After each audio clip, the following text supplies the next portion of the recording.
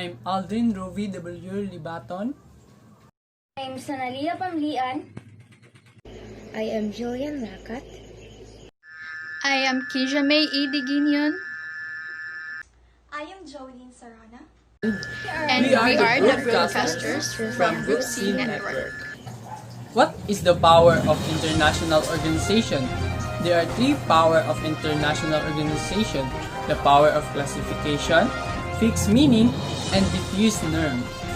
The power of classification means international organization can invent and apply categories, and they create powerful and global standards. The example of this is the WHO. This organization was created to ensure health standards of all the countries, regardless of what you are in or what country you are from. The second is fixed meaning. Various terms like security or development need to be well defined. States, organizations, and individuals use international organization as the legitimate source of information. For example, in the Philippines, if the Malacanang release an official statement, regardless if you are against or agree, you must abide the law. The third is diffuse norms. Norms are accepted code of conduct that may not be strict law but nevertheless produce regularity in behavior. For example, norm was created to harmonize an organization. Each organization has their own norms. This may not be reflected as the official law, but it will help an organization to have a better environment. International organizations can be sources of great good and great harm, and it can be promote relevant norms like environmental protection and human rights. The United Nations all about is an governmental organization that aims to maintain international peace and security. So there are five principal organs of the United Nations. So what is General Assembly, Security Council, Economic and Social Council, International Court of Justice, and the last one is Trusteeship Council. General Assembly is United Nations. The General Assembly is a general position as the chief deliberative, policy-making, and representative organ of the United Nations. Security Council has the primary responsibility for the maintenance of international peace and security, to investigate in respect of situation which might lead to the international friction, to recommended methods or adjusting such disputes or any terms of settlement. Economic and Social Council under the United Nations characters or ECOSOC is responsible for promoting higher standard of living, full employment and economic and social progress, identifying the solution to international economic and social health problems. International Court of Justice, the court's role is to settle in accordance with international law, legal disputes submitted to it by state and to give advisory opinion on illegal advisory opinion and question referred to is by authorization United Nations organ and specialized agency. Trusteeship Council is one of the main organs of United Nations established to supervise the administration of trust territories as they transitions from colonies to sovereign nations.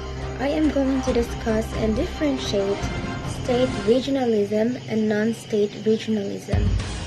As Edward T. Mansfield and Helen V. Milner stated, the economic and political definitions of regions may differ.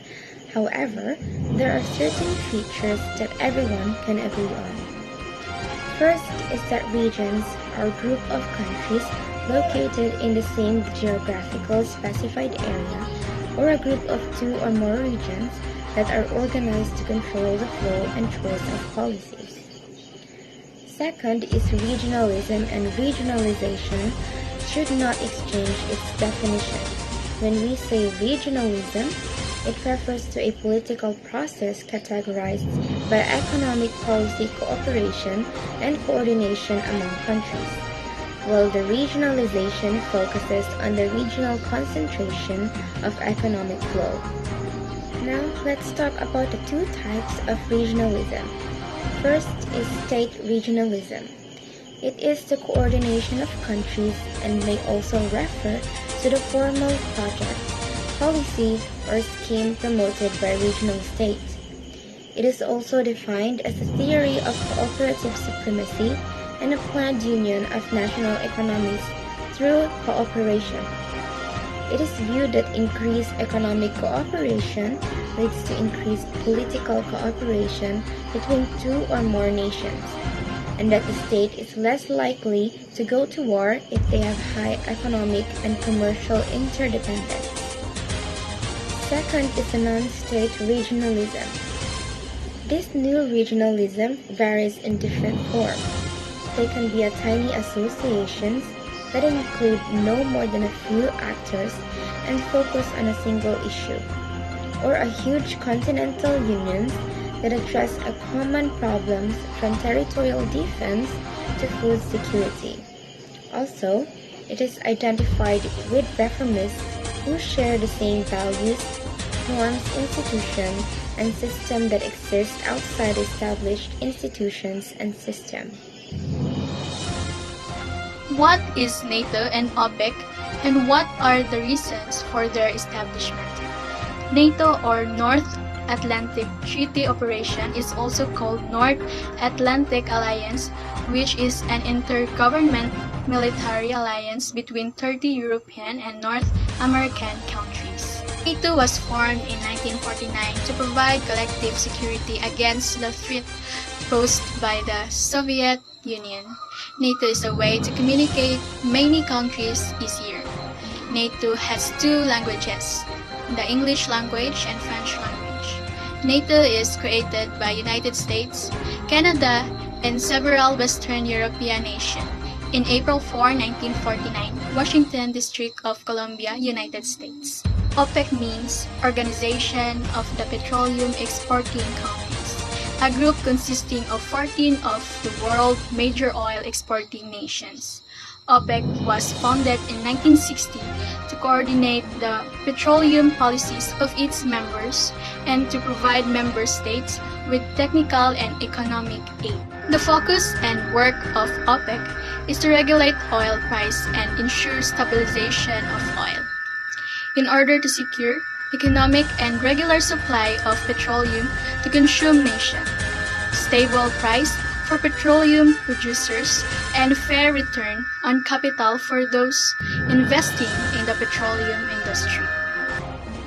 What is ASEAN and NAM, and what is the purpose of their establishment? The ASEAN, or the Association of Southeast Asian Nations, was founded in August 8, 1967.